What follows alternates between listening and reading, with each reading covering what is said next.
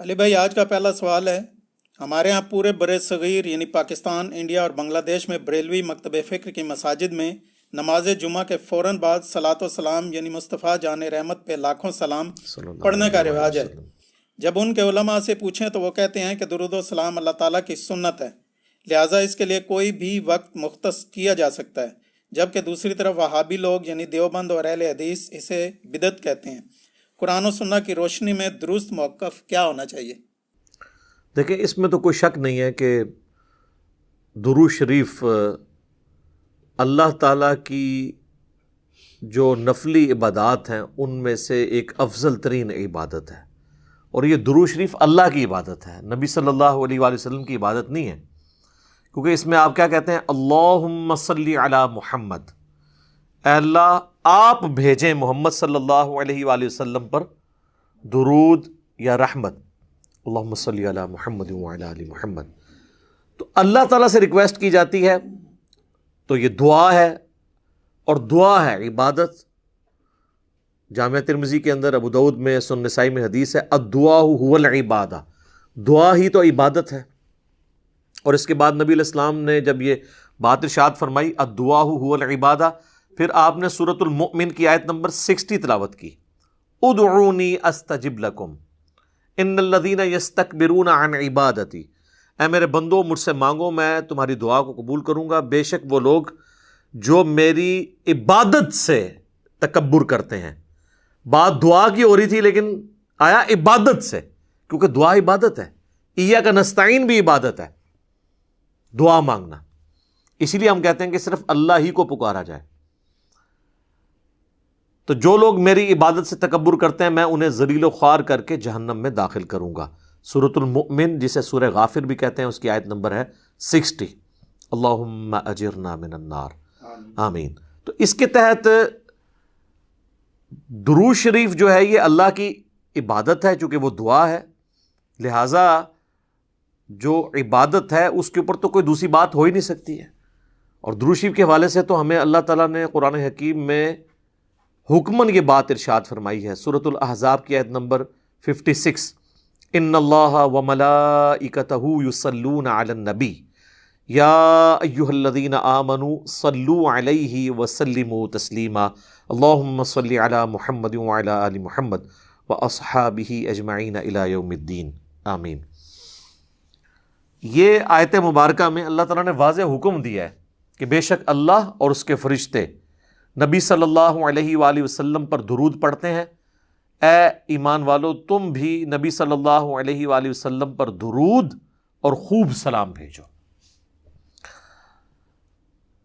اس کے کانٹیکسٹ میں جو پہلی اسلام کی تفسیر ہے نا، تفسیر تبری، امام ابن جریر تبری المتوفا 310 ہجری، ان کی تفسیر کو تفسیر ابن جریر بھی کہا جاتا ہے، ابن کثیر نے انہی سے ہی کاپی کی ہیں اکثر چیزیں۔ انہوں نے لکھا ہے کہ یہ جو اللہ کا درود ہے نا اور فرشتوں کا درود، یہ ہے کہ فرشتے دعائے رحمت کرتے ہیں نبی علیہ السلام کے لیے، اور اللہ اپنے نبی پہ رحمت بھیجتا ہے خود، کیونکہ اسے تو کسی کے کہنے کی ضرورت نہیں۔ تو یہ اللہ کا درود ہے۔ اللہ کا درود ہمارے والا درود نہیں ہے، ہمیں اللہ کو ریکویسٹ کرنی ہوتی ہے، اللہ تو خود ہی رحمت فرما دیتا ہے۔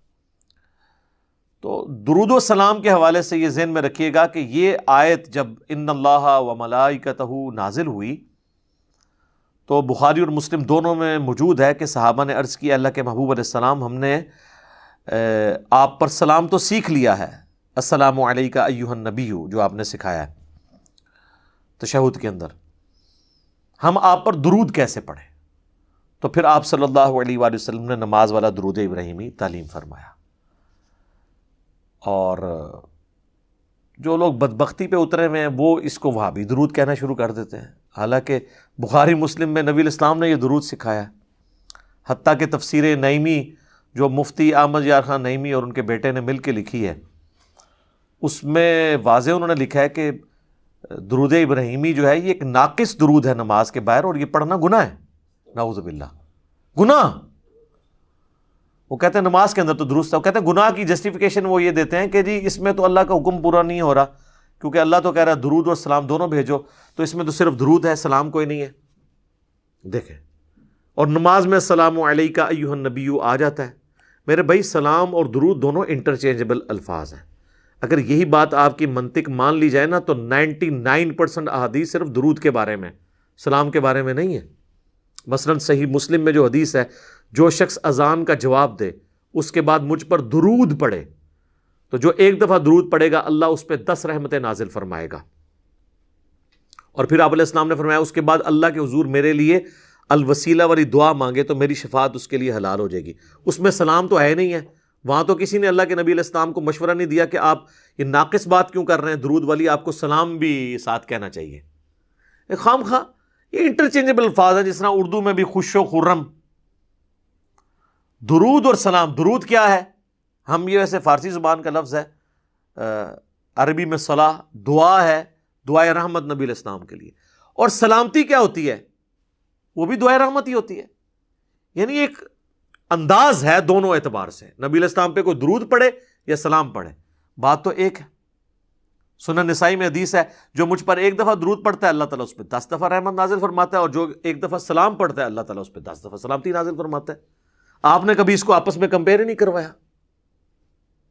جامعہ ترمذی میں حدیث ہے، قیامت والے دن سب سے زیادہ میرے نزدیک وہ ہوگا جس نے دنیا میں سب سے زیادہ مجھ پہ درود پڑا ہوگا، اس میں سلام کا ذکر ہی کوئی نہیں موجود ہے. جامعہ ترمذی میں ایک حدیث ہے جس کی سند کمزور ہے، لیکن اس کی صحیح سند المستدرک للحاکم کے اندر ہے، فضل الصلاۃ علی النبی کے اندر موجود ہے کہ نبی علیہ السلام ایک دفعہ مسجد میں تشریف لائے تو ممبر کی پہلی سیڑھی پر قدم رکھا، فرمایا آمین، دوسری پہ رکھا، فرمایا آمین، تیسری پہ رکھا، فرمایا آمین. صحابہ نے کہا ہم نے آپ کو آج وہ عمل کرتے ہوئے دیکھا جو پہلے نہیں دیکھا. تو آپ نے فرمایا کہ جبرائیل علیہ السلام میرے پاس آئے تھے اور انہوں نے کہا کہ یا رسول اللہ آپ میری دعا کے اوپر مہر لگائیں، آمین کہیں کہ ہلاک ہو جائے وہ شخص جس کے سامنے آپ کا ذکر ہو اور وہ آپ پر درود نہ پڑھے. اللہم صلی علی محمد وعلی آل محمد. ایک مجلس میں ایک دفعہ پڑھ لینا کافی ہوتا ہے، ہر دفعہ پڑھیں تو بہت اچھی بات ہے. تو میں نے کہا آمین. دوسری سیڑھی پہ قدم رکھا تو اس نے کہا کہ ہلاک ہو جائے وہ شخص جس کو ماں باپ دونوں یا دونوں میں سے کوئی ایک بڑھاپے کی حالت میں ملے اور ان کی خدمت کر کے جنت نہ کما سکے. تو میں نے کہا آمین. اور تیسری سیڑھی پہ اس نے کہا کہ جو شخص رمضان کا مہینہ پائے اور اللہ سے اپنی مغفرت نہ کروا سکے وہ بھی تباہ و برباد ہو جائے. تو میں نے کہا آمین. تو وہاں پہ بھی درود کے الفاظ ہیں. جامعہ ترمذی میں مولا علی علیہ السلام نے حدیث روایت کی ہے کہ نبی صلی اللہ علیہ وآلہ وسلم نے فرمایا اصل میں کنجوس وہ شخص ہے جس کے سامنے میرا ذکر ہو اور مجھ پر درود نہ پڑے. اللہم صلی علی محمد وعلی آل محمد. سنن نسائی کے اندر حدیث موجود ہے، نبی علیہ السلام نے فرمایا جو مجھ پر ایک دفعہ درود پڑتا ہے اللہ تعالیٰ اس پہ 10 رحمتیں نازل فرماتا ہے، اس کے 10 گناہ معاف کر دیتا ہے، اس کے 10 درجات بلند فرما دیتا ہے، اس کے لیے 10 نیکیاں لکھ دیتا ہے. وہاں پہ بھی درود کے الفاظ ہیں. سنن نسائی میں ایک اور حدیث ہے، زید بن خارجہ کو نبی علیہ السلام نے فرمایا کہ مجھ پر درود کو لازم کر لو اور اپنی دعاؤں میں درود پڑھا کرو اور کہا کرو اللہم صلی علی محمد وعلی آل محمد. یہ میرا وظیفہ بھی ہے، درود شریف مختصر ترین درود ابراہیمی کا پہلا حصہ. اس میں تو حضور علیہ السلام نے سلام کا ذکر ہی نہیں کیا اور آپ فرما رہے ہیں دعا کے ساتھ درود پڑھو. تو آگے سے صحابی نے کہا کہ سلام نہیں پڑھوں گا تو اللہ کے حکم کی نافرمانی ہو جائے گی اور میں گستاخ ہو جاؤں گا تو میری دعا کہاں سے قبول ہوگی. کہانیاں کروائی ان لوگوں نے. درود کے الفاظ ہیں. جامعہ ترمذی میں ایک حدیث موجود ہے، ایک شخص آیا، اس نے نماز پڑھی اور ڈائریکٹ اللہ سے مانگنا شروع کر دیا. آپ نے فرمایا اس نے جلدی کی. ایک اور سائل آیا، اس نے پہلے اللہ کی حمد بیان کی، پھر درود پڑھا اور پھر اللہ سے مانگا. تو آپ نے فرمایا سل تعطا، سل تعطا، مانگ تجھے دیا جائے گا، مانگ تجھے دیا جائے گا. اور دوسرے شخص کو حضور نے بلا کے کہا کہ پہلے اللہ کی حمد بیان کرو، پھر مجھ پہ درود پڑھو اور پھر اللہ سے مانگو. یہ دعا کا سلیقہ ہے. وہاں پہ بھی سلام کے الفاظ موجود نہیں ہیں. سر 99.99% احادیث میں صرف درود کے الفاظ ہیں. سلام کے بھی ہیں لیکن بہت کم حدیثوں میں. سنن نسائی میں حدیث ہے زمین پہ اللہ کے فرشتے سیاحت کرتے ہیں، میرے امتیوں کا سلام میرے تک پہنچاتے ہیں، جو ہم نماز میں بھی پڑھتے ہیں السلام علیکم ایھا النبی. ہاں قبر رسول پہ پڑھیں تو وہ لادہ درجے کی ایک فضیلت ہے. وہ سنن ابی داؤد میں حدیث ہے جو کوئی شخص مجھ پہ سلام پڑھے گا، امام داؤد نے اسے قبر رسول کی حاضری والے چیپٹر میں لیا ہے، اللہ میری روح لوٹا دے گا، میں اس کے سلام کا جواب بھی دوں گا. یعنی یہ برزخی معاملہ ہے اور روح کا لوٹنا بھی برزخی ہے، ورنہ روح داخل کرنے اور نکلنے سے تو تکلیف ہوتی ہے. یہ برزخی معاملہ ہے. اور اگر وہ کہتا ہے نہیں یہ فزیکل ہے تو کیا نبی علیہ السلام کے سلام کے جواب دینے کی آواز ہمیں باہر آتی ہے؟ نہیں. تو ہمارا بھی وہاں تک پہنچنا برزخی ہے، ان کا بھی ہم تک پہنچنا برزخی ہے. تو وہ قبر رسول کی حاضری کے لیے یہ اسپیشل پروٹوکول ہے. وہاں پہ ہم عرض بھی کرتے ہیں. المصنف ابن ابی شیبہ میں ہے، سنن الکبریٰ البیہقی میں موجود ہے، الموطا امام مالک میں موجود ہے، فضل الصلاۃ علی النبی 4 کتابوں میں، کہ عبداللہ بن عمر جب بھی سفر پہ جاتے یا واپس آتے تو مسجد نبوی میں 2 نفل پڑھتے، اس کے بعد قبر رسول پہ حاضر ہو کے عرض کرتے السلام علیک یا رسول اللہ. پھر سیدنا ابو بکر کی قبر کے سامنے آ کے السلام علیک یا ابا بکر، اور پھر السلام علیک یا عمر، یا السلام علیک یا ابتا، اے میرے باپ تجھ پہ سلام ہو. تو وہاں پہ سلام عرض کرتے تھے. تو درود اور سلام دونوں انٹرچینجبل الفاظ ہیں، ایک دوسرے کی جگہ لیتے ہیں. یہ اگر کوئی کسی جگہ پر درود پڑھنا ہے، وہاں پہ کوئی درود اور سلام میں سے کوئی ایک چیز بھی پڑھ لے تو وہ کافی ہو جاتا ہے. تو ہم یہی تو کر رہے ہوتے ہیں. مجھے بتائیں، حضرت عیسیٰ علیہ السلام کا جب نام آتا ہے تو بہت کم دفعہ ہم کہتے ہیں علیہ الصلاۃ والسلام. اکثر ہم کیا کہتے ہیں؟ عیسیٰ علیہ السلام، ابراہیم علیہ السلام. لیکن محمد علیہ السلام آپ نے بہت کم سنا ہوگا، کیونکہ وہاں ہم صلی اللہ علیہ وآلہ وسلم کہہ رہے ہوتے ہیں. ادروائز یہاں پہ بھی محمد علیہ السلام بھی کہہ سکتے ہیں آپ، کوئی حرج نہیں ہے. تو یہ خام خواہ ان چیزوں کو یہ ایشو بناتے ہیں اور پھر لوگوں کے اوپر فتوے لگاتے ہیں. اور انہوں نے یعنی چیزیں ڈیوائز کی ہوئی ہیں، اور وہ کہتے ہیں جی اب جو بندہ جمعے کے بعد مصطفیٰ جان رحمت پہ لاکھوں سلام نہیں پڑھتا تو وہ اس کے دل میں بغض رسول ہے. دیکھیں، اندازہ کریں. یعنی اس کا تو مطلب یہ ہے کہ کل کو میں کوئی مسجد بناؤں اور اس میں اپنا لکھا ہوا کوئی نعتیہ کلام وہاں پہ جاری کر دوں ہر نماز کے بعد، جس میں نبی الاسلام کی تعریف ہو، اور جو کوئی شامل نہ ہو میں کہوں یہ گستاخ رسول ہے. پھر ہمیں مصطفیٰ جان رحمت پہ لاکھوں سلام سے کوئی چڑ نہیں. میں تو یہاں پڑھوایا ہے اسٹیج سے کئی دفعہ. اس کے بعد اشعار تو بہت ایکسٹرا آرڈنری اشعار ہیں. چند ایک چیزوں سے ہمیں بھی اختلاف ہے. نعت کے طور پہ آپ ضرور پڑھیں. وہ صحیح مسلم میں حدیث ہے کہ حسان ابن ثابت جو تھے وہ نبی الاسلام کے لیے نعت پڑھا کرتے تھے. باقاعدہ نعتی اشعار موجود ہیں. اور بخاری اور مسلم دونوں میں حدیث ہے، اے اللہ روح قدس کے ذریعے حسان کی مدد فرما، جس طرح کہ عیسیٰ ابن مریم کی ہوئی تھی. نبی الاسلام تو دعا کرتے تھے نعت پڑھنے والوں کے لیے.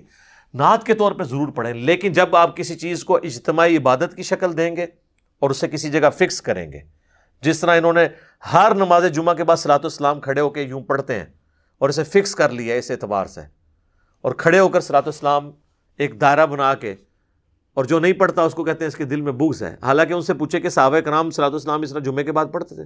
ہیں اینج کریں گے، عربی میں ہی بتا دیں کہ پڑھتے تھے کہ نہیں. ہم کہتے ہیں یار اذان کے ساتھ درود نہ پڑھو، اذان کے بعد آپ درود اور دعا مانگو. مسلم شریف میں حدیث ہے شفاعت واجب ہو جائے گی. پہلے کیوں پڑھتے ہو؟ اس کا حصہ کیوں بنا دیا ہے؟ وہ کہتے ہیں ہم وقفہ کر لیتے ہیں، اور وقفہ بھی کرتے ہیں جب بجلی ہو، جب بجلی آف ہو، اسپیکر بند ہو، تو بغیر صلاۃ والسلام کے ہی اذان دے دیتے ہیں، کیونکہ وہ کسی اور کو سنا رہے ہوتے ہیں. تو کہتے ہیں جی کیا ہوا اگر ہم نے پہلے ملا لیا؟ تو ہم کہتے ہیں کیا حضرت بلال نے صلاۃ والسلام پڑھا تھا؟ ہیں؟ اور یہ سیم بات غلام مسعود سعیدی صاحب نے بھی شرح صحیح مسلم میں، بریلویوں کے خود اتنے بڑے محدث گزرے ہیں اور کسی حوالے سے میرے استاد بھی ہیں، تو انہوں نے لکھا ہے کہ حضرت بلال کے دل میں ہم سے زیادہ عشق رسول تھا، لیکن وہ اذان سے پہلے درود و سلام نہیں پڑھا کرتے تھے. اور ان کی مسجد میں بلکہ 1-2 راتیں رہا بھی ہوں، تو انہوں نے منع کیا ہوا تھا وہاں. کبھی کبھار وہ اپنے مکتب فکر کے شر سے بچنے کے لیے 3-4 دن بعد نا ایک دفعہ درود پڑھوا لیتے تھے، وہ بھی بعد میں. ویسے وہ اذان کے ساتھ درود نہیں پڑھواتے تھے. تو ہم جب کہتے ہیں تو وہ فوراً فتویٰ لگاتے ہیں. وہ کہتے ہیں نہیں بغض ہے جبھی تو منع کر رہے ہیں نا. ٹائم کوئی اللہ نے بتایا نہیں ہے. اگر اللہ نے ٹائم نہیں بتایا تو جب مرضی پڑھیں. تو سر پھر ہم آپ سے عرض کریں گے، کیا آپ مسجد میں جاتے وقت ٹوائلٹ کی دعا پڑھیں گے، یا ٹوائلٹ میں جاتے وقت دعا پڑھتے ہوئے ساتھ دروشی بھی پڑھیں گے؟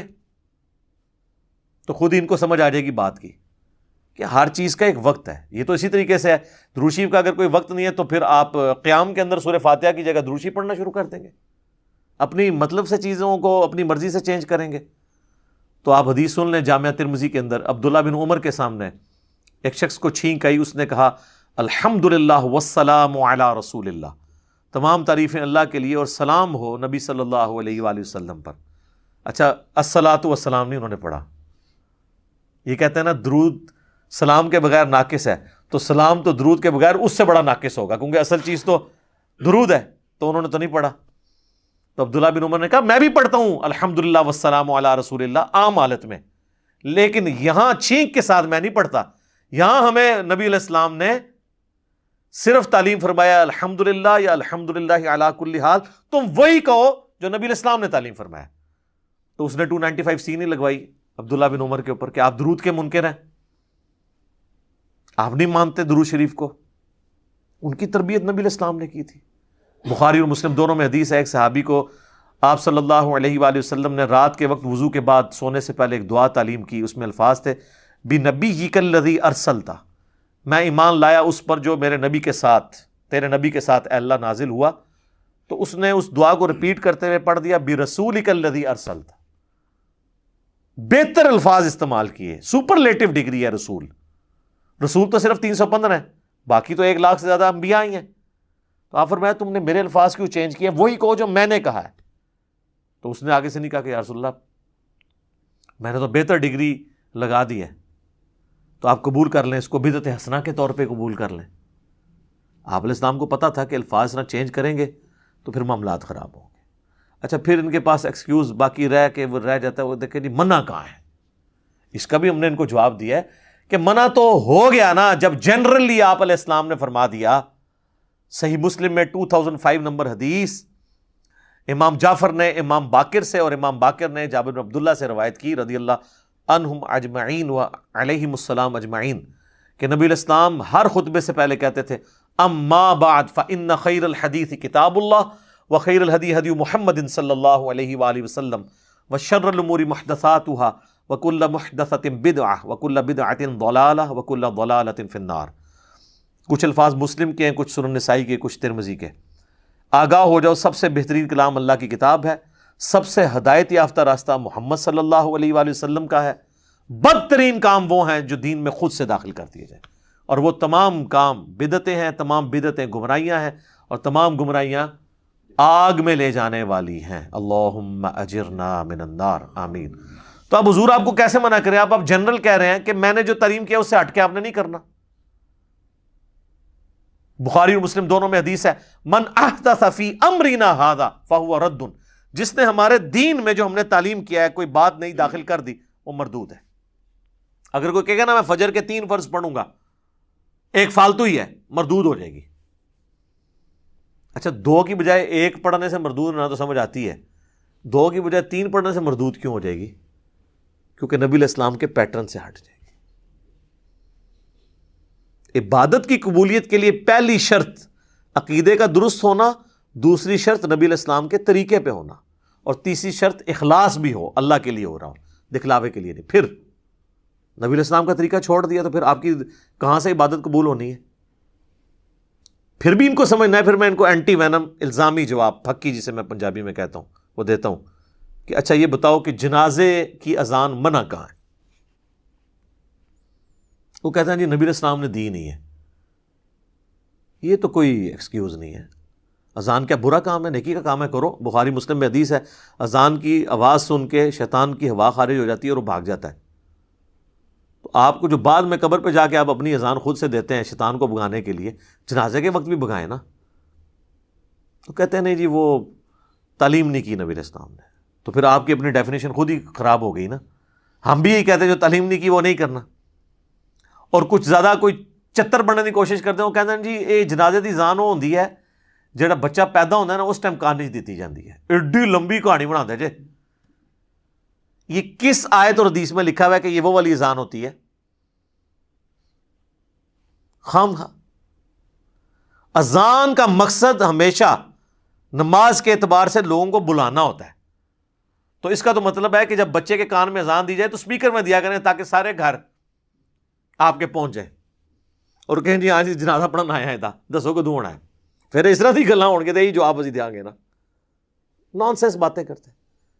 عید کے لیے میں نے بات کی، وہ کہتے ہیں نہیں دیکھیں جی بخاری مسلم میں آتا ہے کہ نبی علیہ السلام عید کی اذان نہیں دیا کرتے تھے، صرف جماعت ہوتی تھی. تو اس میں منع تو کہیں نہیں لکھا ہوا کہ آپ منع کرتے تھے، کیونکہ آپ تو کہتے ہیں جو اللہ کے نبی نے کیا یا نہیں کیا اگر وہ اچھا کام ہے اور منع نہیں کیا تو جائز ہے، تو عید کی اذان دے نا. تو کہیں گے نہیں. تو یہاں پہ بھی آپ یہی سمجھیں. تو یہ بدعت کو سمجھیں، یہ بہت سینسٹیو ایشو ہے. اس طرح تو ہر شخص اپنی مرضی کا دین ڈیوائز کرنا شروع کر دے گا. وہ کہتے ہیں نہیں جی ایک حدیث ہے صحیح مسلم کے اندر کہ جس نے اسلام میں اچھی بدعت جاری کی اسے ثواب ملے گا، اور جتنے لوگ عمل کریں گے اس کا ثواب بھی ملے گا. جس نے بری بدعت جاری کی تو اس کا وبال اس پہ ہوگا، اور جتنے لوگ عمل کریں گے ان کا وبال بھی اس پہ پڑے گا.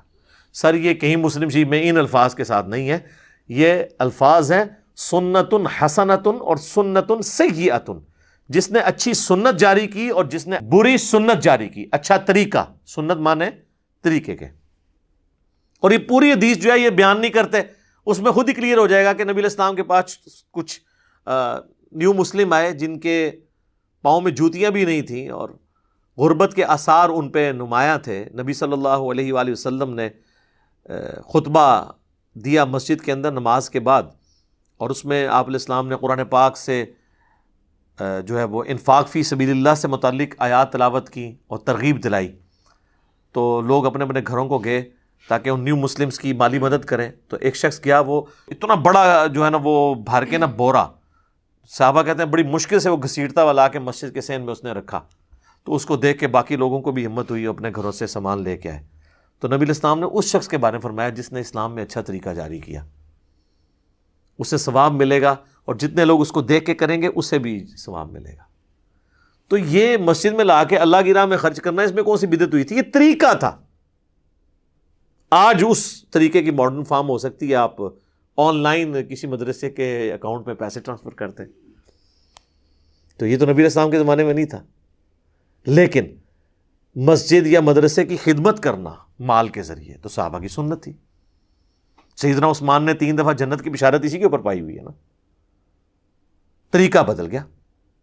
طریقے تو بدلتے رہیں گے. نبی علیہ السلام نے اونٹ پہ حج کیا، ہم جو ہے وہ جہاز پہ جاتے ہیں. طریقہ بدلا لیکن عبادت کا طریقہ نہیں بدلا. مڑ مڑ کے بھی مثال دے دینا، اور جی مسجد میں قالین ڈلوا لیے، اے سی لگوا لیے، یہ بدعت نہیں ہے سر، اس لیے کہ اس کا نماز سے کوئی تعلق ہی نہیں ہے. آپ تو زبان سے نیت کرتے ہیں، کبھی آج تک آپ نے کبھی دل میں بھی یہ نیت کی ہے، زبان سے تو نہیں کی ہوگی، کہ اوپر اس قالین کے، سامنے اس ٹھنڈے ٹھنڈے اے سی کے، نیچے اس فانوس کے، منہ طرف خانہ کعبہ شریف. تو اس کا مطلب دین کا حصہ ہی نہیں ہے. دین کو فیسیلیٹیٹ کرنے والا ایک طریقہ ہے. جیسے کہ صحیح بخاری اور صحیح مسلم، یہ امام بخاری امام مسلم نے ایک طریقہ اڈاپٹ کیا ہے. یہ ویڈیو کیمرے میں ہم جو کچھ ریکارڈ کر رہے ہیں یہ ایک طریقہ ہے. ریکارڈ دین ہی ہو رہا ہے، طریقہ ہے. تو طریقے تو اسی طریقے سے اگلے زمانوں میں لوگ گٹھلیوں کے اوپر شمار کرتے تھے، اب الیکٹرانک کاؤنٹر آ گئے. ایک اچھا طریقہ ہے. تو اسلام میں اس طرح کے طریقے جو جاری ہوئے ہیں ان کے اوپر بشارت ہے. اور برے طریقے اگر کوئی جاری کرے گا تو ظاہر ہے اس کے اوپر وبال ہوگا. تو یہ اچھی بدعت اور بری بدعت والا معاملہ نہیں ہے، اچھا طریقہ اور برا طریقہ ہے. بدعت کی ڈیفینیشن کو اس حوالے سے نہ، اور پھر یہ اتنے اس معاملے میں سخت ہیں. اسی جمعے کو ہم نے ایک جگہ مسجد میں نماز پڑھی. اب وہ مسجد بھی یعنی وہ جنہوں نے بنوائی ہے، ایک بھائی ان کا اہل حدیث ہے، ایک بریلوی ہے. امام مسجد انہوں نے وہ رکھا ہوا ہے ایک بریلوی، اور جو خطبہ دیتے ہیں وہ ایک اہل حدیث ٹائپ ہیں بھائی، تنظیم اسلامی کے جو رفع الاجدین سے نماز پڑھتے ہیں. تو نماز پڑھ کے ہم نکلے ہیں تو انہوں نے جناب سپیکر آن کر کے ایک بچہ کھڑا کر کے 2 بندے کھڑے کر کے مصطفیٰ جان رحمت اللہ کو سلام شروع کر دیا، اور عجیب و غریب نظروں سے باقیوں کو دیکھ رہے ہیں کہ یہ لوگ پڑھ نہیں رہے. انہوں نے یعنی یہ سمجھا کہ اب یہ اس جمعے کا حصہ بن گیا، تو بنا دیا انہوں نے. وہ کہتے ہیں جمعے والے دن درود شریف کی بڑی فضیلت ہے. سر درود شریف کی فضیلت ہے جب آپ انڈیویجولی پڑھتے ہیں، بالکل ہے. ابو داؤد میں حدیث موجود ہے، مشکات کے اندر بھی ہے کہ جمعے کا دن تمام دنوں کا سردار ہے. اس دن آدم علیہ السلام پیدا ہوئے، اس دن وہ فوت ہوئے، اس دن پہلا سور پھونکا جائے گا، اسی دن دوسرا سور پھونکا جائے گا. تم جمعے کے دن مجھ پہ درود کی کثرت کرو، بے شک تمہارا درود مجھ پہ پیش کیا جاتا ہے. ایک صحابی نے عرض کیا اللہ کے نبی جب آپ مر جائیں گے اور آپ کی ہڈیاں مٹی میں مل جائیں گی، الفاظ ذرا غور کریں، کوئی گستاخی کا فتویٰ نہیں لگا ان پہ، تو کیا آپ پہ اس وقت بھی درود پیش ہوگا؟ تو آپ نے فرمایا ان اللہ حرم علی الارض ان تاکل اجساد الانبیاء، بے شک اللہ نے مٹی کے لیے حرام کر دیا ہے کہ وہ نبیوں کے جسموں کو کھائے. مجھ پہ اس وقت بھی درود پیش ہوگا. تو ظاہر ہے درود شریف جمعے والے دن پڑھنا چاہیے. اللہم صلی علی محمد وعلی آل محمد. ہم تو پڑھتے ہیں اہتمام کے ساتھ جمعے والے دن درود شریف، لیکن اس کو آپ مصطفیٰ جان رحمت پہ لاکھوں سلام کس طرح فٹ کر رہے ہیں؟ بریلویوں نے یہ نشانی بنا دی، دیوبند نے جی وہ ایک درود شریف وہ جی 80 دفعہ پڑھ لیں جمعے والے دن 80 سال کے گناہ معاف ہو جائیں گے. بریلویوں کو بھی بتایا جاتا ہے وہ اللہم صلی علی محمد النبی الامی وآلہ وسلم تسلیما.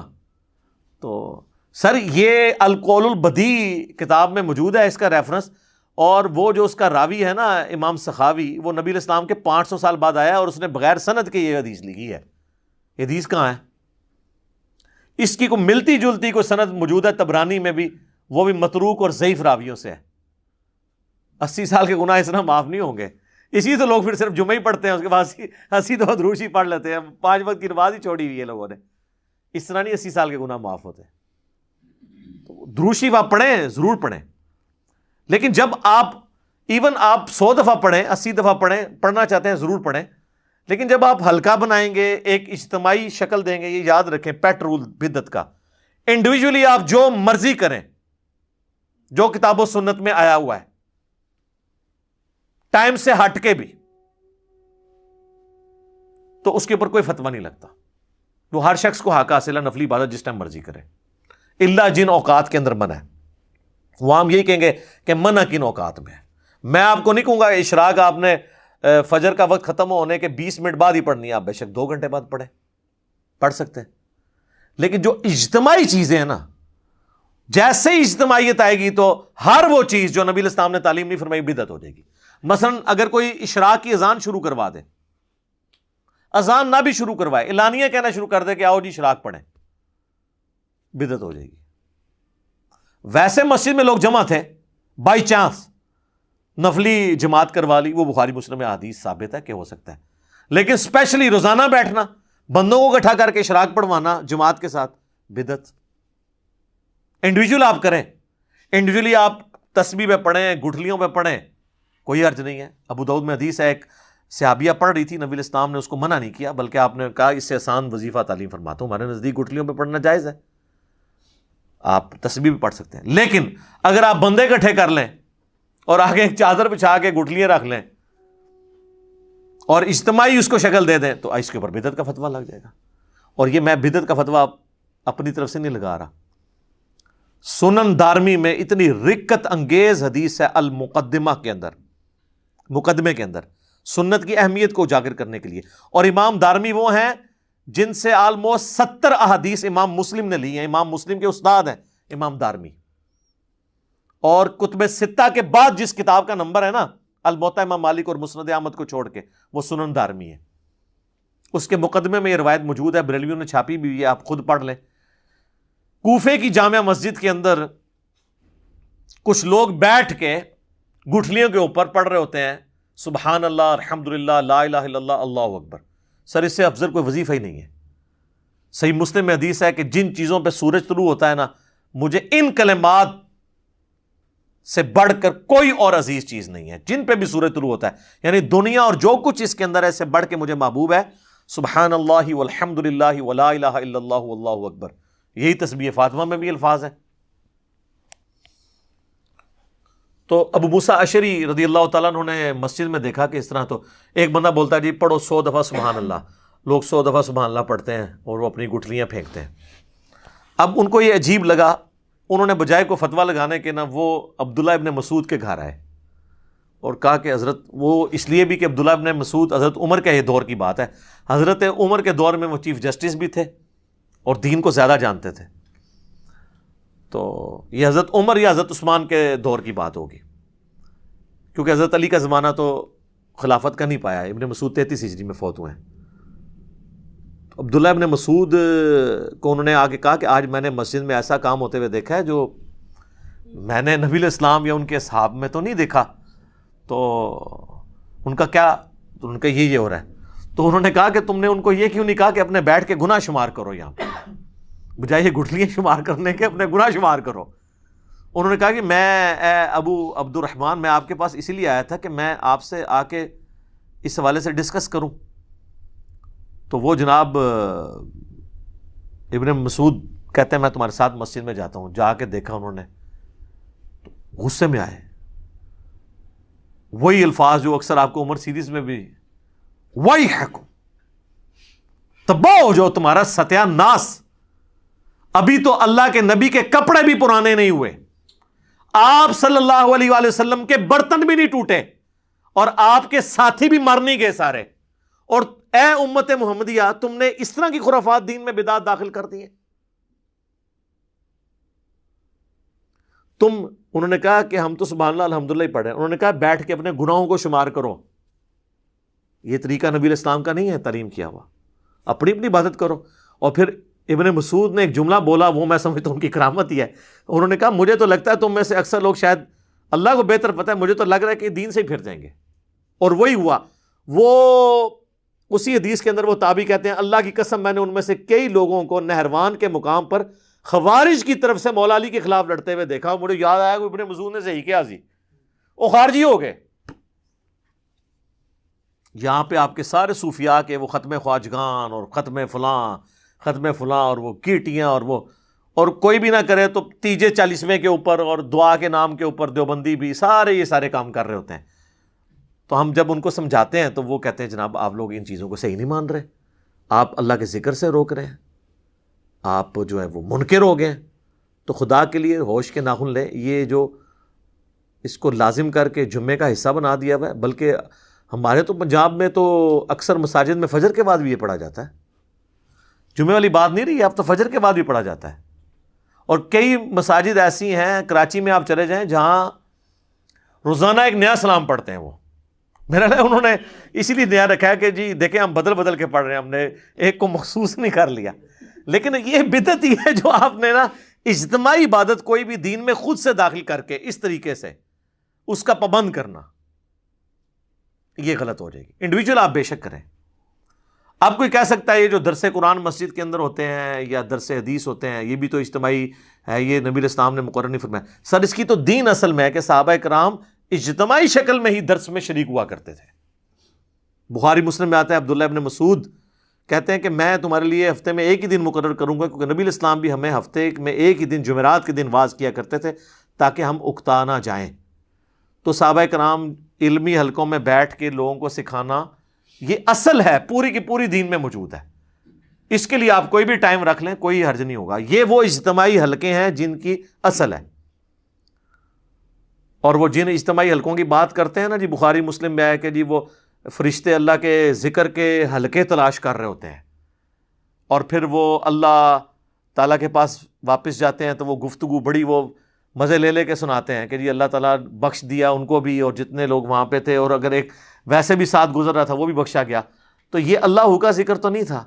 مسلم شریف میں الفاظ ہیں کہ جہاں پہ لوگ اکٹھے ہوتے ہیں قرآن کی تعلیم سیکھنے اور سکھانے کے لیے اور تلاوت کے لیے، قرآن کی تعلیم کے حلقے، بابوں کی تعلیم کے حلقے نہیں، کتابوں کی تعلیم۔ اسی تو ہم کہتے ہیں کہ مرنے سے پہلے اے مسلمان کر لے اس پہ غور، کتابوں کا خدا اور ہے، بابوں کا خدا اور۔ یہ بار بار میں آپ کو چیز ہائی لائٹ کرتا ہوں کہ خدا کے لیے بدعت کے ایشو کو ہلکا نہ جانے۔ وہ پنجابی کہتے ہیں ایک غریب تو بدتمیز، ایک خود آپ دین میں چیز داخل کرتے ہیں جو نہیں کر رہا ہوتا، اس کے اوپر گستاخی کے فتوے لگا رہے ہوتے ہیں۔ تو آپ دین میں یہ جو چیزیں انجیکٹ کر رہے ہیں، ظلم تو آپ نے کیا ہے۔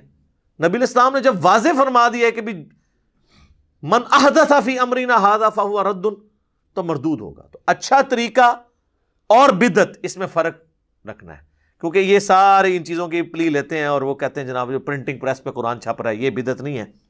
یہ بدعت اس صورت میں ہوگی جب قرآن ایسا چھپے جو اللہ کی طرف سے نازل نہیں ہوا۔ جب وہی ہے تو آپ جس مرضی طریقے سے کریں۔ اس کا تو مسلم شریف کی جو میں نے حدیث بتائی کہ اسلام میں اچھا طریقہ جاری کرنے والے پہ ثواب ملے گا۔ ہم یہ ویڈیو کیمرے میں ریکارڈنگ کروا رہے ہیں، یہ ایک اچھا طریقہ ہے۔ قرآن و سنت کے سافٹ ویئرز بنے ہوئے ہیں، یہ اچھا طریقہ ہے۔